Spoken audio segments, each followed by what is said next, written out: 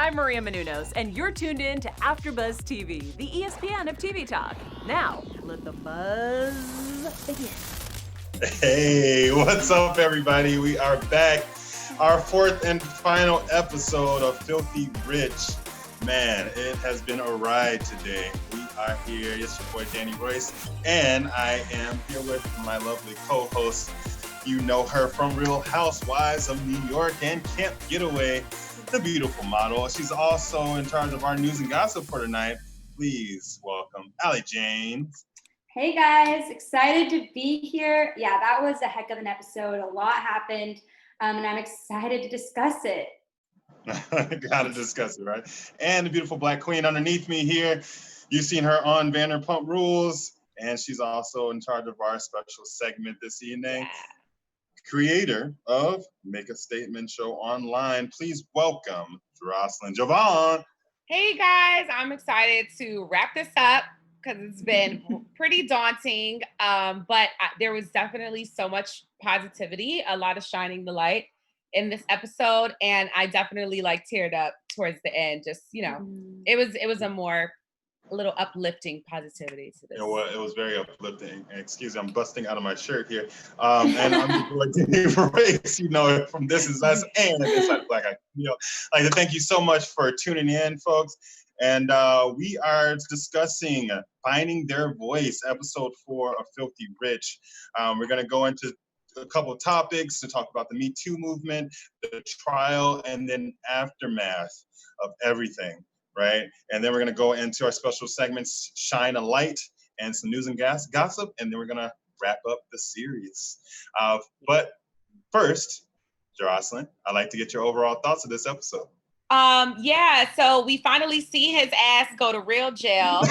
So you're getting excited. It's just we already knew how it ended, but it was really just heartwarming to see the survivors come together. It was when, you start getting excited when you see Alyssa Milano send out the tweet and the Me Too movement, because if it wasn't for the Me Too movement, half of these documentaries we've been watching the past two years now wouldn't have come out. So even though they didn't get justice the way they would have liked to and the way they deserved to, it was still nice the way we were able to see them add some kind of a positive spin on the end of the story, with them at least getting their stories heard and the way they were able to come together. So I was a bit pleased with the final episode of Filthy Rich. Okay. Allie, what about you? I mean, yeah, I was pleased. We saw it was basically a roller coaster of an episode, or basically the whole entire show itself was a roller coaster. But we saw it start off with some more Virginia getting ready to fight, and we see this the beginning of the show was a lot of women just ready for justice, and they didn't know if they were going to get it, and seeing them in that state of curiosity and confusion and wondering what comes next, it was just really surreal to almost see it from their perspective. We just wait around and wait till we get our news on our phones and we learn about it, but for these women, they've been waiting and living through this for so much longer than we can even imagine. Anyway, but yeah, we see him go to jail, which was amazing. And, we see that he died. And that wasn't so amazing because, he did the cowardly thing and he once again escaped. And I wish that this documentary had the answers. I think we all knew that it wouldn't. But overall, it was exactly what I wanted from this show, which was to see the survivors and victims come together, and it was beautiful. Yeah, a lot of voices were heard, which was great. And yeah, like you two said, it was a great final episode. Obviously, we knew where things were gonna transpire from last year, seeing this happen in real time, which is crazy. But I want to go into our first topic, which is the Me Too movement. So we start off the episode right off the bat with the Me Too movement. Like you said, Alyssa Milano sent out her tweet. This was attacking, the quote unquote casting couch. It's been a long time story here in Hollywood, and that's how it started. I do love how so many people came forward, as well as the spotlight on men as well, being being victims, because, you know, people don't think men being victims. They're masculine, you know, brush it off, you know, man up. So it was great to see that, and the voices heard that in that aspect. I want to talk about Prince Andrew, because we got a little glimpse of him on the last episode, but on this episode, what did y'all think about that interview on BBC? How the hell you used to not sweat? Can somebody explain that to me? I used to not sweat. I used to not sweat, but now all of a sudden I can sweat now. But I can sweat now. I have never ever been able to sweat. It's a medical condition, and I couldn't sweat. He just sounds so full of crap. The fact that there are two witnesses, one the survivor, two Steve Scully. We called him Jerry last time. Steve Scully, they're both saying it was you. We have a picture showing you were with this girl. Regardless if you don't recollect, your hand is on her hip, sir. Your hand is on a minor's just above her bottom. How do you explain that? And he said, I don't recall. Boy. I don't recall. Okay, so I just want to point that out. If that came from anybody else, can you imagine if R. Kelly said that, some crazy stuff like that? Oh, I don't recall. Like, they would have tossed him away for life. But we got Prince Andrew here and the royal family, and he's saying, I don't recall. I don't know where that picture came from. I'm just smiling, looking at the camera. Like, what? I was speechless. He could have at least even said, I was possibly highly inebriated that night and I can't, but you're not even admitting that you were right. I think he was subtly trying to, because I remember watching that interview on BBC and I was like, you know, as much as I do not believe him at all, but you know, when you're watching something and you're in the moment, it's really easy to fall for these men. So I totally get the victim's place. I'm like, oh, maybe he was just, maybe he was drunk. Maybe they were doing drugs. Maybe it was this. Doesn't matter. Like, not an excuse. You don't remember? That's worse. Like, what? Like, how are you in this house with someone that you called basically your daughter's age? That's gross. He should have been an adult of parental authority. I don't know, making sure this girl was maybe not doing drugs. Maybe they should have been doing something else. I don't know. That was just, the whole situation was messy. I don't know how you could leave your daughter the same age or younger and then go do this and then be okay coming home. It's disgusting. But as like Michelle and Virginia said in the docuseries, nothing's going to happen to Prince Andrew, and I strongly believe that too, because he's untouchable. Whole family is for our justice. However, justice will be served in time, right? So that was just crazy. I was just thinking about, I'm like, who like anyone else said that, it would have been like, okay, let's get this guy out. But he's just that's his excuse. He doesn't remember. Crazy. And then we go to Alexander Acosta, right? So now this episode, I was able to kind of put two and two together, because I remember him being named the labor director of labor, right? Secretary of Labor. So I remember him being named that last year. And I didn't really understand. I knew it was some ties to the Epstein and all that. But now, seeing this episode, like everything ties to, like, I understand why this was so big.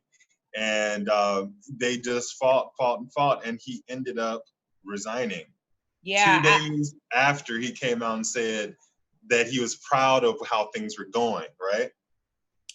It was really, that part was really, really interesting, because you know the current presidency is a whole hot mess. So that's why that's why we didn't even, it was like we were like, what else who else in there done did something, you know, because it's like at this point we don't even keep up. We just know it's just a whole hot mess of corrupt leaders. The number one is the president, right? So it's like every time you hear something new, it's just like, okay. Granted, and I'm a Bill Maher fan, so I watch Bill Maher every week. He was talking about this, but again, it was just like, I knew it was tied to Jeffrey Epstein, but I didn't really know. Watching it now all play out, and then like, you know, it was really good to hear that one detective call him out on it, because it's like, you're gonna say, oh, I'm proud that they brought him to justice. wait, but so then you're saying that what did you do 10 years ago when you didn't bring him to justice with the same facts and the same information? Right. Then now that we see him actually get arrested because it was proven that what they did was illegal, I would have liked to hear an updated statement from Acosta, but I guess we won't get that either. Right, we won't get it. He just ran away. He resigned and ran away, and I just think that was a cop out. It's BS. But I mean, this is kind of this doesn't have anything to do with the actual thing. But did y'all see his kids though? Like, how scary did they look?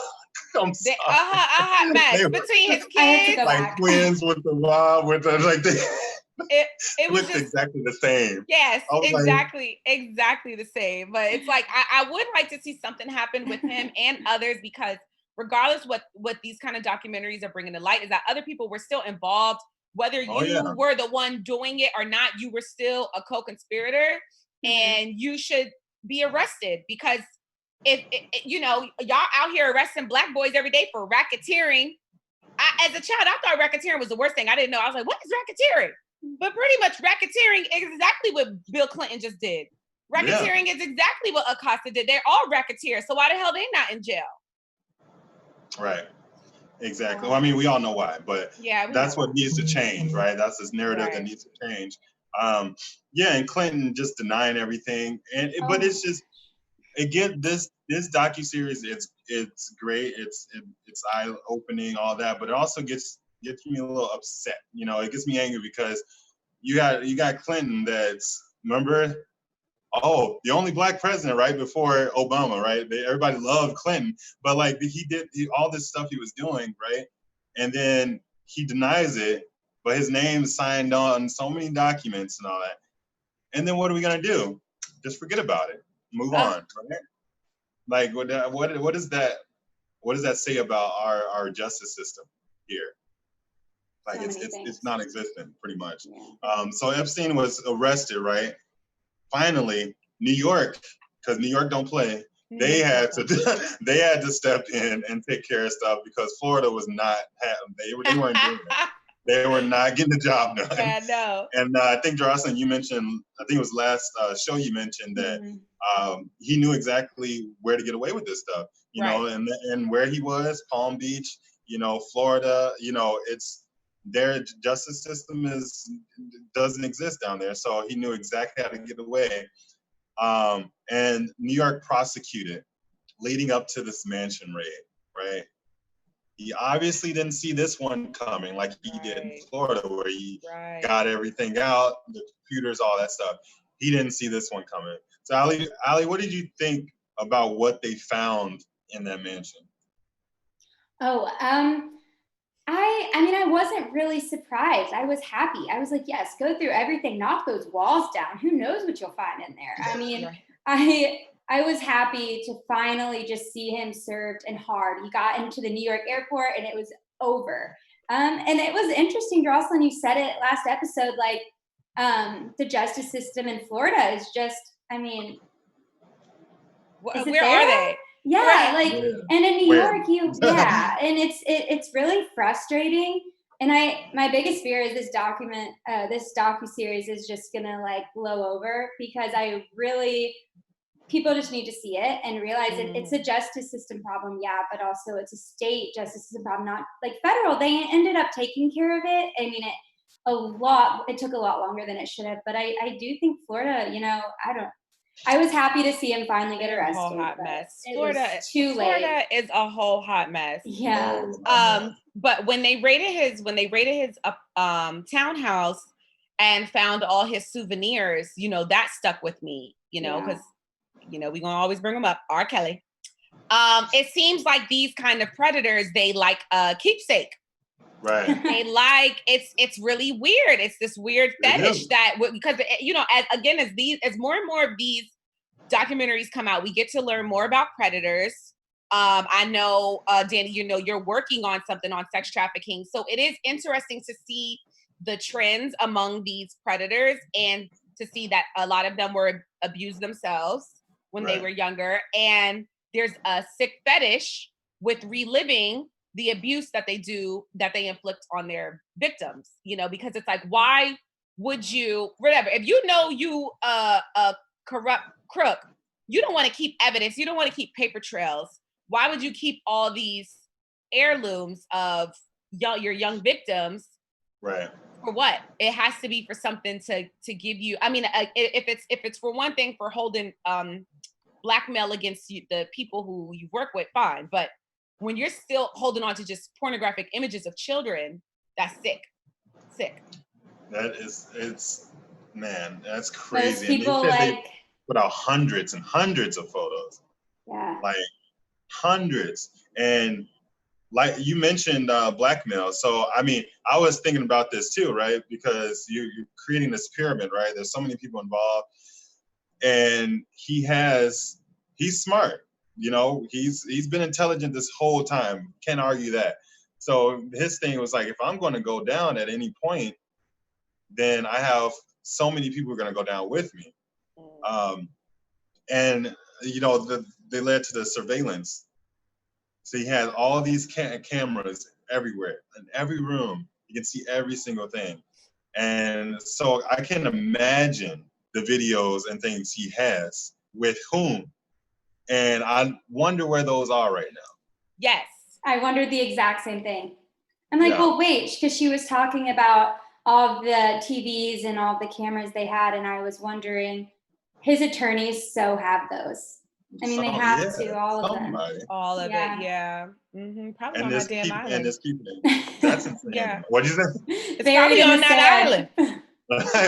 Hey, they could be buried somewhere. Mm-hmm. That would not surprise me at all. But then they found, you know, passports, fake passports, diamonds. They seemed like he had an escape plan that he, you know, was thought of from the beginning, which, you know, I guess, you know, wouldn't surprise me. But my thing is, where would you go? To your island? Or I mean, no. He probably even knew he knew where where he's going. We don't even know about it. We don't know what it's called. We can't pronounce it, but he knows where to go. Yes, and people like him know where to go. They know where to go. You think Bill Gates and they don't have an escape plan just in case something goes down? You know what I mean? Like some real stuff go down. Mm-hmm. Come on now. Wow. It's true. The first thing a secret cave built underground. Mar-a-Lago, whatever, probably has one of those. Mar-a-Lago, yeah. Mm-hmm. I don't even want to know what happened. We need to do this investigation. Because now it's like you can't put it past them. And when you said what you said last episode, Danny, about like you kind of know seeing something that resembled a mosque and then bringing up the secret society. I mean, we know about those things, and when you look at the high profile people that he was around, who's to say that this wasn't also like something even deeper than what we're just calling it sex trafficking? What if it was like some weird cult like sexual sacrifice part to get to the next level of power? Yeah. You don't even know. Because this shit is too sick. We don't even know. It's outside our tax bracket. I don't even know what y'all nasties was doing. But it's so true though, because even Angelina Jolie has had interviews about, you know, her being in rooms and there's knives and statues and robes and it's just like this is probably what was going on as well. I mean, they had those things going on. It's crazy. Oh my gosh. He goes into prison, right, in New York, aka the Tombs. It's supposed to be this, you know, it's a hard, you know, prison to get out of. It's really disgusting, really nasty. El Chapo was there, held for a little bit, and allegedly he commits suicide. Right? We heard this back last year. And when I first heard it, I was like, okay, but then I was like, nah, someone that as narcissistic as he was. And like you have a value of your life like none other, you know, because you feel like you control your destiny, you control your life. I feel like, and this is just my own opinion, but I feel like he was murdered, clear as day. There were some things that couldn't get out, some names that couldn't get out, and they took care of him. And there was a great place to do it in that prison, right? Because we also figure out that lights went off, cameras stopped working. People were Wow. just everything that went wrong, that could have went wrong. So that's not a coincidence. Come on, like these people are crazy. So about the whole sentence, what do you ladies think? Do you think that he really killed himself? He was pushed to kill himself. Someone killed him. What do you guys think? I mean, I can sit and entertain myself on both sides of it because they both make sense. And that's what's so frustrating and so annoying. And, you know, we all love a good conspiracy theory because they're entertaining and we can like dig and fall into these rabbit holes. And that makes sense. That makes sense. At the end of the day, I agree with you though, Danny. I think that there's more signs that lead to some murder or like some under the rug murder than suicide. But at the end of the day, the narcissistic thing gets me because I don't think someone like him would take his life because it's a very cowardly move. And I think he was too full of himself and bold to ever do that. I think he thought he would still somehow get out of the situation he was in. And I think if anything, he might have been really scared that somebody was going to come kill him. So I could see him doing it out of fear of that. But I don't know. And I really wish I did. It's a mystery that, I mean, I'm not sure we'll ever really solve because he would be the only one to, I mean, unless the person who, you know, possibly set it up comes forward. But I mean, I was just over the fact of them showing that little neck bone. I was like, okay, we get the point. They was zooming in on it. He kept touching it and jiggling it. I'm like, okay, we get it. There was fractures in like, 3 areas. That was pretty real. But when the forensic guy spoke, to me, I believe him. If he's saying it wasn't suicide, then it's not suicide. He said what he said. He is the expert. And like what? Like, look at what Prince Andrew is involved with this. We already know. We take off the heads. Okay. Like, we already know the rumors surrounding them and murder and cover-ups. So who is to say that all these powerful people had no involvement? He had too many people. He had too many people to blackmail. Wow. Yeah, exactly. Too many people to blackmail. It's like, maybe we're going to do that. I do just wonder because I could see, it's like my mind goes to so many different options because he had so many people who could have done it. Was it our own government? Was it Queen Elizabeth? Off with his head? Like what? There's just so many different things. Okay. I wouldn't be surprised. And I'm never gonna not wonder this. And I really just want to know. Right. Yeah. We all, like now it's like I have to know. We all just want to know. Right. But before we get to our next topic, I just want to say thank you, everyone, for tuning in and allowing us to come in your rooms, your homes, and talk about our best shows that we love, we have passion for. Thank you for allowing us to be the ESPN of TV Talk. Make sure you give us thumbs up, 5 stars on Spotify, iTunes, anywhere you get content. And we love continuing bringing you this content. And we love talking about all of our favorite shows. So please keep following us, keep liking us, and give us that energy because we love to use it and bring it to you guys. So thank you so much for tuning in. And we are here, Filthy Rich, episode 4. Finding their voices. All right. So we want to go to the final topic here, the aftermath of all this stuff. So he's in prison. He's dead, right? They said it was a suicide. You mentioned a little bit about the autopsy. I want to go back into that with the jawbone. They said there were 3 fractions that could not have been there. And you know, they just come on. They kept showing that jawbone. Dangling around. It could not have been there, or it's highly unlikely, right? That would happen if he hung himself, and there was no sign of him jumping off. I do want to point out the forensic guy that really took this, Dr. Michael Boughton. I don't know if you guys remember, but he was the main guy on HBO's Autopsy that just come out like years ago, early 2000s, and he was amazing. Like he would literally like help New York solve all these cases because like he's just amazing forensic. That's It's the like, I was guy. like, he's amazing.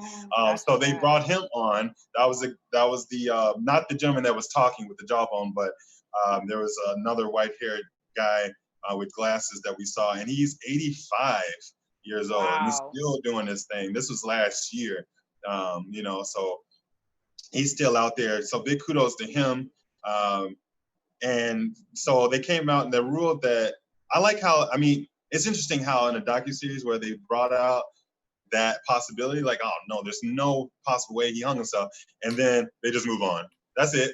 Right. Yes, like, exactly. That's it. That's a done deal. I mean, I guess they don't have anything else to provide on that. Yeah. But it's still very, very fresh. They did say that they launched the investigation. right. So it's like, if anything, hopefully we'll get a part 2 of Filthy Rich. Part 2, and right. I saw some articles like that saying like, you know, there's still so much left unsaid. So will we get a part 2 of this series? And like we you do. said, right. And like you said, everything that's done in the dark comes to light. I truly believe that.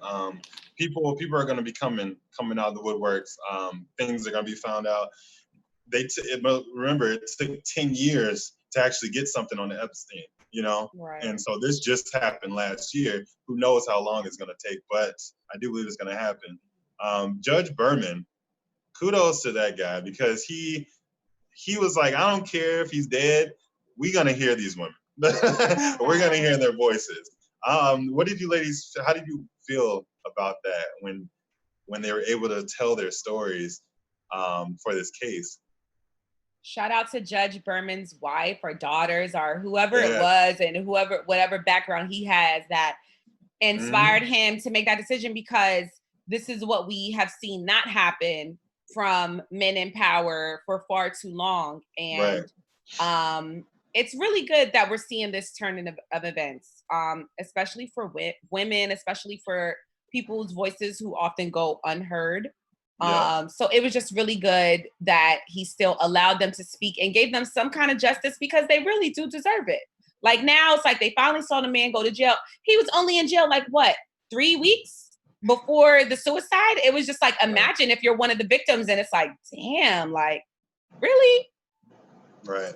That was crazy. I did write down something that Michelle Licata said, and she was saying how she wanted to just address him, you know, in the courtroom.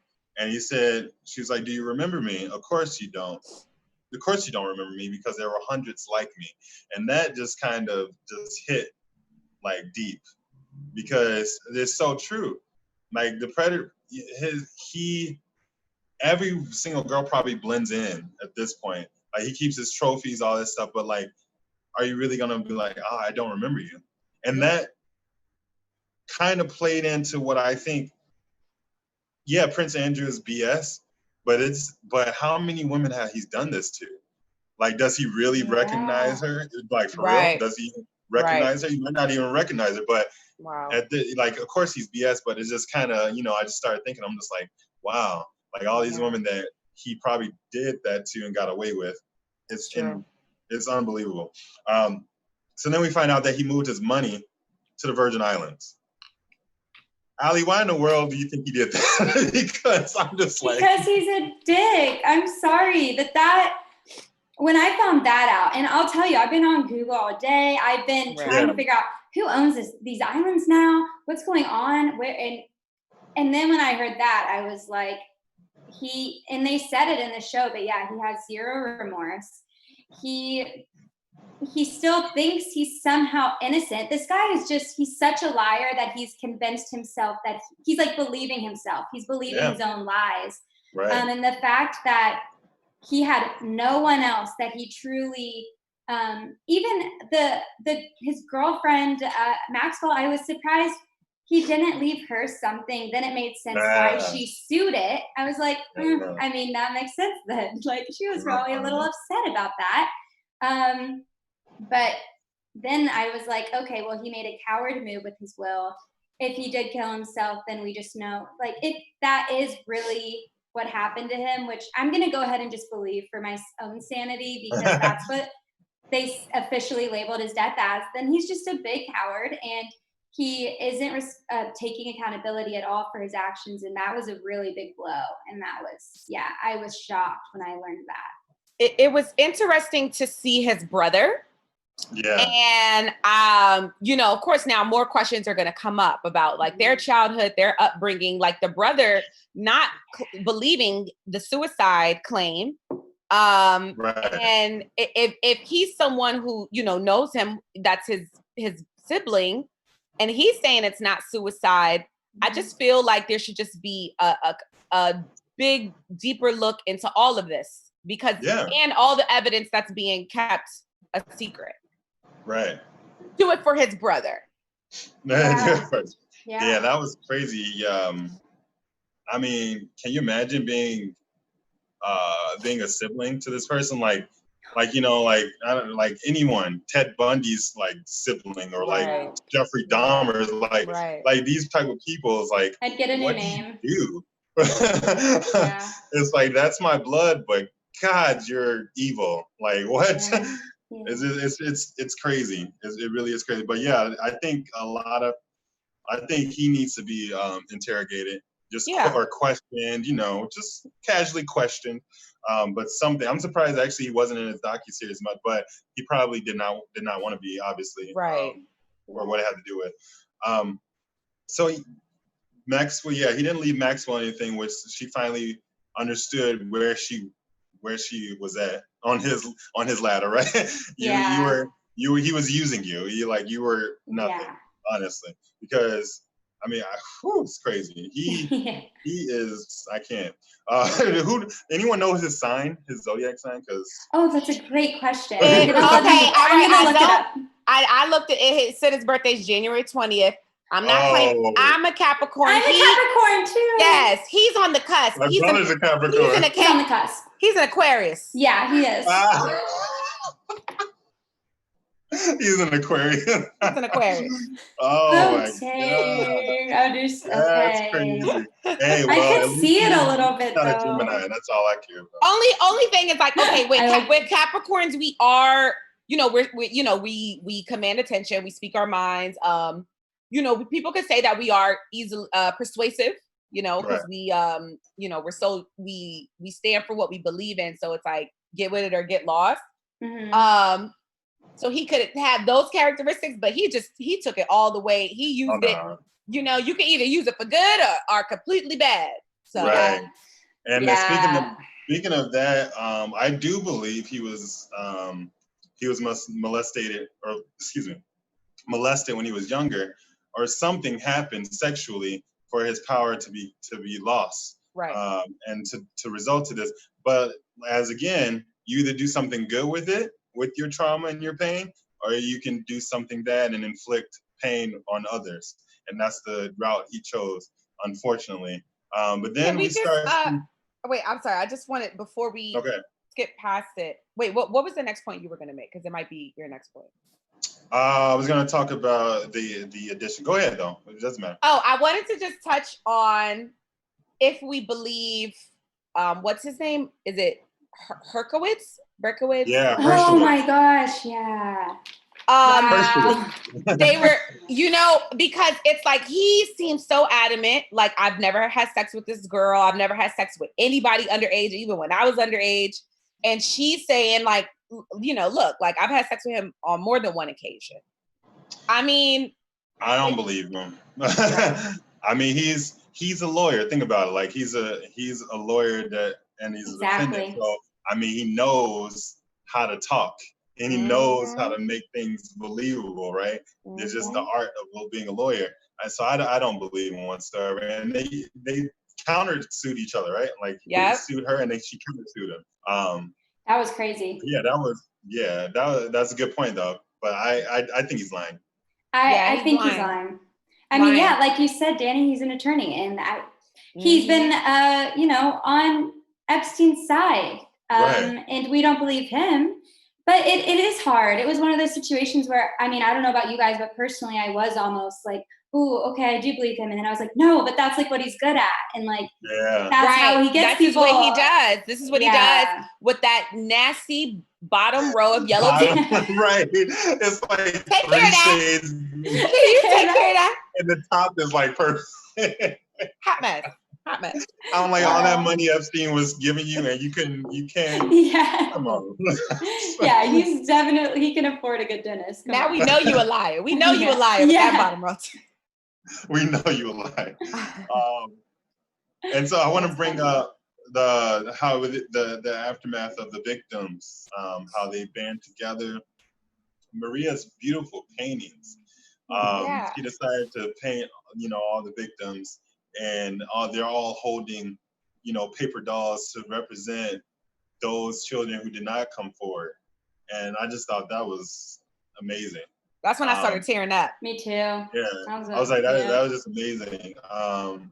And then like when she painted the butterfly on Virginia's painting, and she didn't know that that's like Virginia's symbol. I was like, this is a connection that no one will understand. You know what I mean? Just for all these girls. And I know that there's a lot of people who didn't step forward, that was traumatized by Epstein, or those co-conspirators. And I know there's a lot of people out there still that need to step forward, if their voice is heard, but it's scary. It's terrifying when you don't know what's gonna happen. You have a family, all these things that go through your head, because it's not just you anymore, But at the end, we kind of get this montage of all the girls, and how they just want to move forward and continue to bring people to justice and bring people to life. And about the whole ending of the episode, Jeroslyn, what do you think how they tied it up at the end? I'm hoping that it's a part 2, because even what we hear with Virginia saying, she wants to go after the co-conspirators. Yep. Virginia's not letting up. And I feel as long as we have victims that still want to seek justice, I think let's keep coming out with documentaries to support them and get these facts out, because clearly we know there was a lot of people involved on this. The top guy killed himself, but there were other people involved. It's known. They're in the pictures. They're in there's evidence. So it's let's hear more stories, and hopefully more victims come forward, as we saw with Surviving R. Kelly Part 2, and more women get, at least if you see this, if anybody who was a victim of his sees this, at the end of that, I hope that they feel prompted to come forward and share their story, so we can just get some more facts for this investigation that's still ongoing. Right. Yeah. That's a good point, because I was going to bring this up in my news, but I'll touch on it a little bit here. But we need a part 2, because we can all tell that there's more to the story. I was crying by the end. We all were emotional. It was beautiful. And there's still so much left to discuss here that's going on with still so many prominent, important people in society as we speak. But as of now, there's a show scheduled to come on Discovery Channel called Who Killed Epstein? And as interesting as that is, I mean, what you just said really proved the point. Is it's now we care more about this whole what happened? Did he kill himself, or was he murdered? It's more now, it's was that the goal? And then that makes me think more that he was murdered, because it's now all of our attention is focused on this, when it shouldn't be. It should still be on all of the voices we haven't heard yet, and the women who have more to tell. Right. And I completely agree. And that's the kind of risky thing that comes with these docuseries and movies and films, because it somewhat glorifies what they did, and it brings in a public view, but it's more of they become this sensation. They live on after they die. Epstein does not need to live on anymore, he's after death. So, but that's kind of what it does. My whole thing is I want to know if he was killed. I want to know who killed him. I want to know who is protecting themselves. That's what I want to know. Let's get to these people, these kings and senators and all these people who have done these things that got away with it because of who they are and what money they have. That's what I want to get into. So if that new show, whatever you said, dives into that and starts bringing people to light, then cool. But if we're just going to be talking about back and forth, like, I don't know, this happened, maybe this happened, no, then just save it. Because like you said, it takes the spotlight off of what we need to be focusing on, and that's the victims and their voices and their stories. So that being said, do you ladies have anything else to add on to our final episode? All right. Okay, well, let's move on to our special segment. All right, guys, it is time to shine a light on any bit of positivity you got during this final episode of Filthy Rich, finding their voices. I want to shine a light on Steve Scully, who we got his name wrong last episode. But shout out to Steve. I was really I loved hearing him air them out, especially Prince Andrew. You know, he had even admitted that when the FBI reached out to him to show him pictures of all these girls, it was so many girls. And, you could tell that he was so disappointed that he didn't recognize all these girls and the fact that there were so many girls. But when they showed him the picture of a younger Virginia, he instantly knew, yes, I saw her multiple times and I saw she was the one, because he had even told us that story earlier and didn't mention the girl. Had just told us like, I saw Prince Andrew with a girl, fondling with a girl at the pool. So now later he puts it two and two together, like that was the girl that he was fondling. And so it's just like more proof against Prince Andrew. But at the same time, the fact that he was just brave enough to admit this, and like you guys said before, like he's the only employee we're really seeing this brave to speak out like that. I want to shine a light on Steve Scully and any other men that choose to be allies in the MeToo movement, because that's awesome. For sure. Steven, I wonder like how much protection did he get during this? Because he had to get some type of protection because he was hanging them dry, and I was like, yes, I was living for him. Now I'm scared. Now I'm scared for him.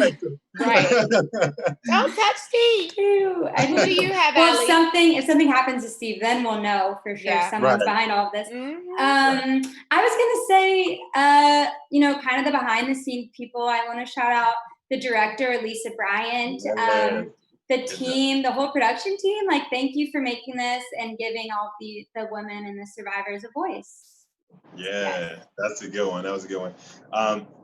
Well, I'm going to shine a light on Judge Berman, because after Epstein, committed suicide, he could have just dismissed the whole case. There's no point at that point, but he felt a need that these women their voices needed to be heard. He didn't care where it was going after that. They just needed that platform to speak. And then you heard from a lot of them, Shantae, Michelle and Virginia, they're like, that's all they wanted. That's all they wanted, was to be heard and for someone to acknowledge them and their story. So he gave them that, which is amazing. And he didn't need to, he didn't have to. So definitely shine a light on him. And so that is our special segment. We're going to go on to news and gossip. Okay, so we kind of touched on a little bit of it, but I found a little bit of information on the night. On that night that Jeffrey Epstein died, what went on in that jail cell. We know he did not have a cellmate. We know that the guards were supposed to be checking on him every half an hour. And so we learned, and the guards' names are Tova and Michael, but they were charged actually because they admitted to failing to checking on him specifically, but they said that they were still awake. They were at their desk. They said that they were moving around in the common area, but they were supposed to be checking his cell every 30 minutes, and they did not find him until the next day around breakfast time. So I think it was like 6:37 in the morning, which is a little sketchy, but also you never know, like maybe they get tired. I don't know. But anyway, they got charged, which I thought was really good. And then, and they told investigators told the public that they were sleeping. So there's kind of different stories there. Wow. They were charged for just not checking on them and doing their job properly, but there's also another story that says that they were just completely asleep. So there's that. And it is, again, that like whole, there's a two-sided issue. Like always, lawyers for Epstein challenged that he did not kill himself, which I found interesting, that the lawyers were kind of the ones that were almost skeptical of that. And they actually called in the forensic guy that we saw come in and do the autopsy. And they're still out there trying to figure out who killed him. And we're going to get a show. Oh, I thought I wrote down the date, but I can't find it here. But I think it is sometime in this year. We're getting a show on Discovery Channel called Who Killed Epstein. Wow. So we'll see. Hopefully. It looks like episode 1 is out. Oh, really? I don't know. I just Googled it. It said it has an episode. It says episode 1, Billionaire Predator. Oh, Interesting.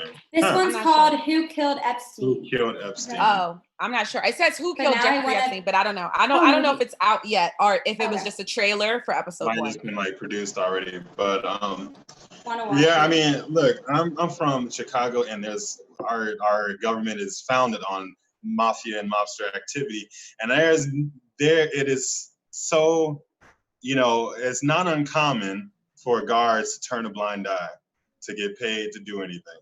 It is not uncommon. So that's what I just think about this whole scenario. I'm like, yeah, you were told to do like 30-minute checks. Okay, you didn't do that. So now you're somehow away from the premises, like, and walking around. Okay. And so I'm just like, I like I said, I just hope a lot of this stuff comes to light, because it happens very often with people in power. And, we see it all the time. So I just want justice to be served. And then hopefully we can get some more, more stories out and put some more people behind bars, Yeah. That part. Well, I like to thank you all. Thank you, Jeroslyn, Ali, our awesome producers, Ryan, Steve, and Brianna, for bringing this amazing series. We're able to talk about it, discuss some things. I learned a lot. I'm sure you all learned a lot. And it was just a pleasure to be here speaking and sharing our opinions about this series. 50 Rich, episodes 1, 2, and 3. Covered them all. A lot to cover. Yeah. But we're going to go ahead and see ourselves out. Ali, go ahead and lead the way. Yeah, you guys can find me on Instagram at Alexandra Janes and Twitter at Ali_Janes13. And you can follow me on Instagram and TikTok at Jeroslyn Diva and at Twitter at Jeroslyn Diva 08. That's JEROSLYN Diva. Diva. And you can find me everywhere at I am Danny Royce. Also, folks, if you know anyone going through anything, any type of abuse, manipulation, or if you are going through it yourself, please reach out, ask for help, talk to someone. They love you. We love you out here. And we all love you, and we don't even know you. So be sure to talk to someone.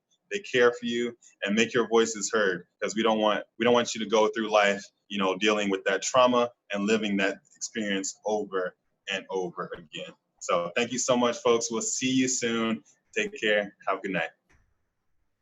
Our founder, Keven Undergaro, and me, Maria Menounos, would like to thank you for tuning in to AfterBuzz TV. Remember, we're not just the first, we're the biggest in the world, and we're the only destination for all your favorite TV shows. Whatever you crave, we've got it. So go to AfterBuzzTV.com and check out our lineup. Buzz you later. The views expressed herein are those of the hosts only and do not necessarily reflect the views of AfterBuzz TV or its owners or principals.